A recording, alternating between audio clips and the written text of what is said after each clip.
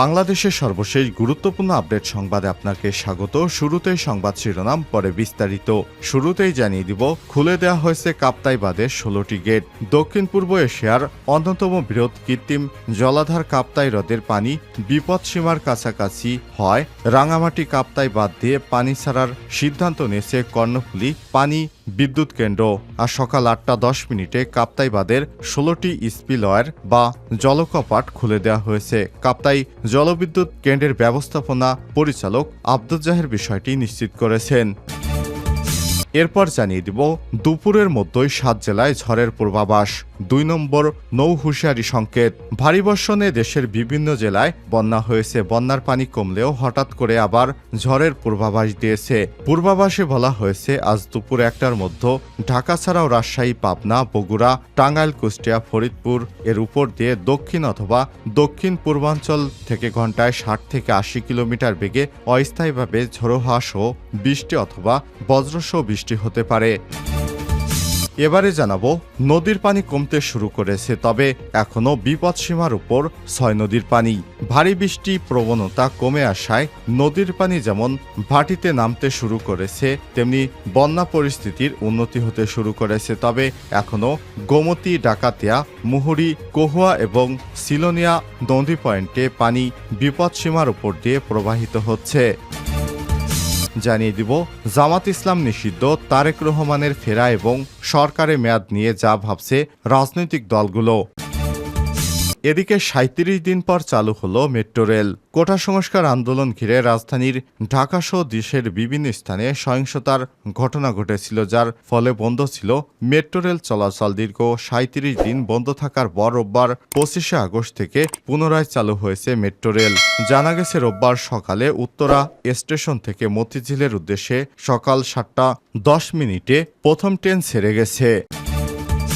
এবং সর্বশেষ জানিয়ে দেব, শেখ হাসিনা সরকারের পতনের পর একজন হিন্দুও ভারতে প্রবেশ করেনি বললেন আসামের মুখ্যমন্ত্রী। ছাত্র বিক্ষোভ এবং গণঅভ্যুত্থানের বিক্ষোভের ফলে গত 5 আগস্ট দেশ ছেড়ে পালিয়ে ভারতে আশ্রয় নেয় শেখ হাসিনা। সরকার পতনের পর জনগণের রোষানলে পড়ে আওয়ামী লীগের নেতাকর্মীরা।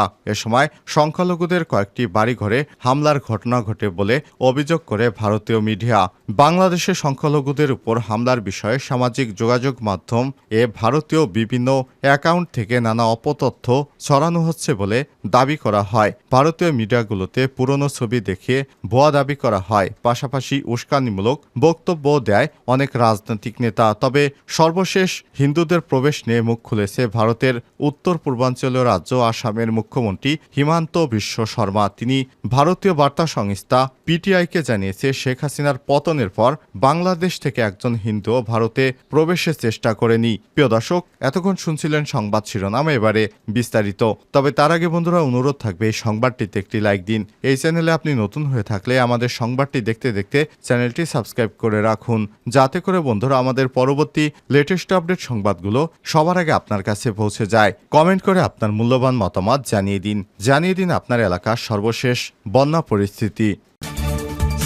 খুলে দেয়া হয়েছে কাপ্তাই বাঁধের 16টি গেট। দক্ষিণ পূর্ব এশিয়ার অন্যতম বৃহৎ কৃত্রিম জলাধার কাপ্তাই হ্রদের পানি বিপদসীমার কাছাকাছি হয় রাঙামাটি কাপ্তাই বাঁধ দিয়ে পানি ছাড়ার সিদ্ধান্ত নিয়েছে কর্ণফুলী পানি বিদ্যুৎ কেন্দ্র। রোববার 25 আগস্ট সকাল 8:10 কাপ্তাই বাঁধের 16টি স্পিলওয়্যার বা জলকপাট খুলে দেওয়া হয়েছে। কাপ্তাই জলবিদ্যুৎ কেন্দ্রের ব্যবস্থাপক এটিএম আব্দুল জাহের বিষয়টি নিশ্চিত করেছেন। তিনি জানান, কাপ্তাই হ্রদের পানি 108 MSL হওয়ার কারণে রোববার সকাল 8:10 বাঁধের 16টি জলকপাট 6 ইঞ্চি করে উঠিয়ে পানি ছাড়া হয়েছে। এতে প্রতি সেকেন্ডে 9000 কিউসেক পানি নিষ্কাশন হবে কর্ণফুলী নদীতে। এ সময় তিনি আরও জানান, বর্তমানে হ্রদের পানির প্রবাহ এবং বৃষ্টিপাত নিবিড়ভাবে পর্যবেক্ষণ করা হচ্ছে। পানি লেভেল অস্বাভাবিকভাবে বৃদ্ধি পেলে স্পিলওয়্যার গেট খোলার পরিমাণ কার্যক্রমে বাড়ানো হবে। এর আগে কাপ্তাই বাঁধের গেটে গতকাল শনিবার রাত 10টা খোলার কথা থাকলে তা খোলা হয়নি। অপ্রত্যাশিত পানির ফ্লো না থাকা এবং রাতে বাঁধ খোলা আতঙ্কিত হওয়ার সম্ভাবনা সহ সব দিক বিবেচনা করে তা খোলা হয়নি জানিয়েছে কর্তৃপক্ষ। কারণ রাত 10টায় হঠাৎ করে পানি ছাড়লে মানুষের মধ্যে এক ধরনের আতঙ্ক সৃষ্টি হবে। গত কয়েকদিনে ভারী বর্ষণ এবং উজান থেকে নেমে আসা পাহাড়ি ঢলে রাঙামাটির কাপ্তাই হ্রদে পানি বেড়ে সর্বোচ্চ ধারণ ক্ষমতা বা বিপদসীমার কাছাকাছি পৌঁছায়। পানি বিপদসীমার কাছাকাছি পৌঁছানোর ফলে হ্রদ সংলগ্ন নিম্নাঞ্চল প্লাবিত হয়েছে। ইতিমধ্যেই কাপ্তাই হ্রদের পানিতে হ্রদের নিম্নাঞ্চলের অনেকের ঘরবাড়ি প্লাবিত হয়েছে বলে খবর পাওয়া গেছে। এ সময় যদি বাঁধের পানি ছাড়ার ব্যবস্থা করা না হতো তবে হ্রদ সংলগ্ন অনেকের ঘরবাড়ি ক্ষতির সম্মুখীন হতো। এদিকে কাপ্তাই হ্রদের পানি বৃদ্ধি পায় দেশের একমাত্র পানি বিদ্যুৎ কেন্দ্রের উৎপাদন অনেকটা বৃদ্ধি পেয়েছে। 5টি ইউনিটে এ পর্যন্ত সর্বশেষ খবর পাওয়া পর্যন্ত 219 মেগাওয়াট করে বিদ্যুৎ উৎপাদিত হচ্ছে। উল্লেখ্য কাপ্তাই বাঁধ বাংলাদেশের রাঙামাটি জেলার কাপ্তাই উপজেলায় অবস্থিত। চট্টগ্রাম থেকে 65 কিলোমিটার উজানে কর্ণফুলী নদীর উপর নির্মিত একটি বাঁধ কাপ্তাই হ্রদ নামে পরিচিত। এটির একটি কৃত্রিম জলাধার রয়েছে যার পানির ধারণ ক্ষমতা 52,51,000 একর। বাঁধ এবং হ্রদটি নির্মাণে প্রাথমিক উদ্দেশ্য ছিল জলবিদ্যুৎ উৎপাদন করা। 1962 সালে এটির নির্মাণ কাজ শেষ হয়। বাঁধে সঞ্চিত পানি ব্যবহার করে কাপ্তাই পানি বিদ্যুৎ কেন্দ্র উৎপাদন করা হয়েছে। 1962 এবং 1988 সালের মধ্যে এখানে সর্বোচ্চ 230 মেগাওয়াট বিদ্যুৎ উৎপাদনের সক্ষমতা জেনারেটর বসানো হয়। এটি বাংলাদেশের বৃহত্তম বাঁধ এবং একমাত্র জলবিদ্যুৎ কেন্দ্র। দুপুরের মধ্যেই 7 জেলায় ঝড়ের পূর্বাভাস, 2 নম্বর নৌ হুঁশিয়ারি সংকেত। দুপুরের মধ্যে ঢাকাসহ 7 জেলায় ঘন্টায় সর্বোচ্চ 80 কিলোমিটার বেগে ঝড় হতে পারে। একই সময়ের মধ্যে চট্টগ্রাম এবং কুমিল্লা সহ 5 জেলার উপর দিয়ে সর্বোচ্চ 60 কিলোমিটার বেগে ঝড় সহ বৃষ্টি হতে পারে বলে জানিয়েছে আবহাওয়া অধিদপ্তর। রোববার 25 আগস্ট দুপুর 1টা পর্যন্ত দেশের অভ্যন্তরীণ নদীবন্দরগুলোর জন্য দেয়া এক সতর্কবার্তায় এসব কথা জানানো হয়েছে। এতে বলা হয়েছে রোববার 25 আগস্ট দুপুর 1টার মধ্যে ঢাকা ছাড়াও রাজশাহী, পাবনা, বগুড়া, টাঙ্গাইল, কুষ্টিয়া এবং ফরিদপুরের উপর দিয়ে দক্ষিণ অথবা দক্ষিণ পূর্ব দিক থেকে ঘন্টায় 60 থেকে 80 কিলোমিটার বেগে অস্থায়ী ঝোড়ো হাওয়া সহ বৃষ্টি অথবা বজ্রসহ বৃষ্টি হতে পারে। এসব এলাকার নদীবন্দরগুলোকে 2 নম্বর নৌ হুঁশিয়ারি সংকেত দেখাতে বলা হয়েছে। আজ এছাড়াও একই সময় বরিশাল, পটুয়াখালী, নোয়াখালী, কুমিল্লা ও চট্টগ্রামের উপর দিয়ে দক্ষিণ অথবা দক্ষিণ পূর্ব দিক থেকে ঘন্টায় 45 থেকে 60 কিলোমিটার বেগে অস্থায়ীভাবে দমকা অথবা ঝোড়ো হাওয়া সহ বৃষ্টি অথবা বজ্রবৃষ্টি হতে পারে বলে জানিয়েছে আবহাওয়া অধিদপ্তর।